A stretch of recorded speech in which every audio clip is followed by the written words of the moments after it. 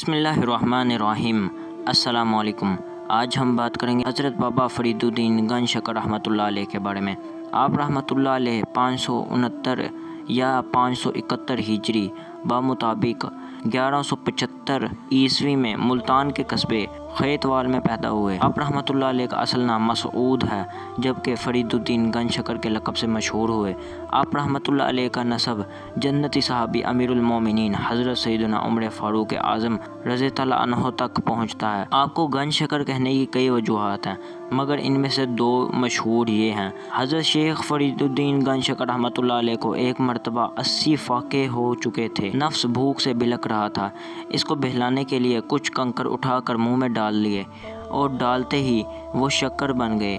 جو کنکر منہ میں ڈالتے شکر ہو جاتا، اسی وجہ سے آپ رحمۃ اللہ علیہ گنج شکر مشہور ہیں۔ دوسری وجہ یہ ہے کہ ایک مرتبہ کچھ تاجر اونٹوں پر شکر لادے جا رہے تھے۔ آپ رحمۃ اللہ علیہ نے ان سے پوچھا، اونٹوں پر کیا چیز ہے؟ ایک تاجر کہنے لگا، اونٹوں پر نمک لادا ہوا ہے۔ آپ رحمۃ اللہ علیہ نے فرمایا، تم کہتے ہو تو نمک ہی ہوگا۔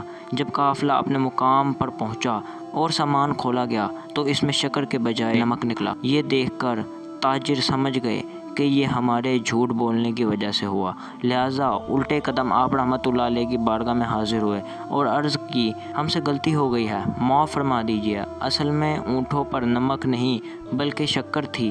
یہ سن کر آپ رحمۃ اللہ علیہ نے فرمایا، تم کہتے ہو تو شکر ہی ہوگی۔ تو تاجروں نے واپس آ کر دیکھا تو نمک شکر میں تبدیل ہو چکا تھا۔ آپ رحمۃ اللہ علیہ 18 سال کی عمر میں ملتان گئے، جہاں حضرت مولانا منہاج الدین ترمذی رحمۃ اللہ علیہ کے مدرسے میں داخل ہو کر قرآن و حدیث، فقہ و کلام اور دیگر علوم کے ساتھ ساتھ عربی اور فارسی پر بھی مہارت حاصل کی۔ روزانہ ایک ختم قرآن شریف آپ کا معمول تھا۔ تھوڑے ہی وقت میں اساتذہ کی توجہ کا مرکز بنے۔ دوران طالب علمی حضرت بابا فرید الدین گنج شکر رحمۃ اللہ علیہ مسجد میں تشریف لے جاتے اور قبلہ رو ہو کر بیٹھ کر اپنے اسباق یاد کرتے تھے۔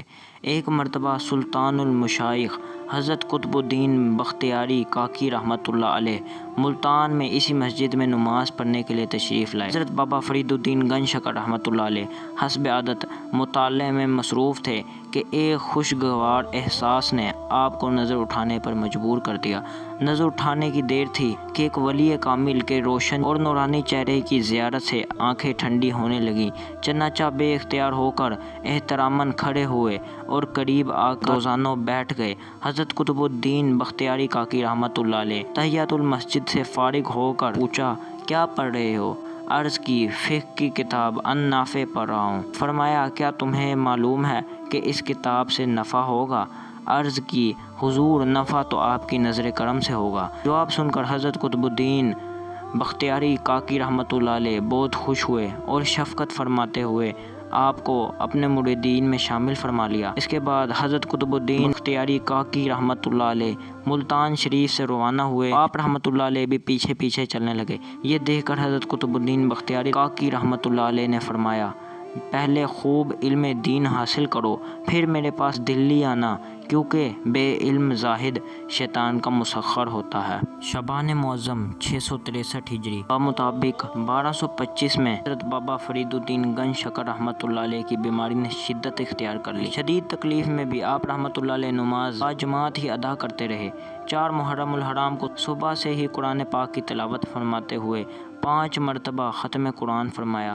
5 محرم الحرام 664 ہجری بمطابق 17 اکتوبر 1265 کو صبح سے 10 بجے تک 5 مرتبہ قرآن پاک کی تلاوت فرمائی۔ اس کے بعد ذکر و اذکار میں مشغول ہوئے۔ کچھ دیر بعد آپ کے کمرے سے آواز آئی، دوستوں کا دوستوں سے ملنے کا وقت قریب آ گیا ہے۔ لوگ اندر آ گئے۔ عشاء کی نماز باجماعت ادا کرنے کے بعد آپ رحمۃ اللہ علیہ پر وحشی طاری ہو گئی۔ ہوش آیا تو پوچھا، کیا عشاء کی نماز پڑھ چکا ہوں؟ عرض کی، جی ہاں۔ پھر 2 نفل کی نیت باندھ لی۔ پہلی رکعت کے سجدے میں ہی آپ کی روح جسم سے جدا ہو گئی۔ پھر یہ آواز آئی جسے لوگوں نے سنا کہ روح زمین پر امانت تھی سو اللہ کے سپرد ہوئی۔ انتقال کی خبر پھیلی تو ایک شور مچ گیا۔ اتنے لوگ جمع ہونے لگے کہ نماز جنازہ کا انتظام شہر سے باہر کرنا پڑا۔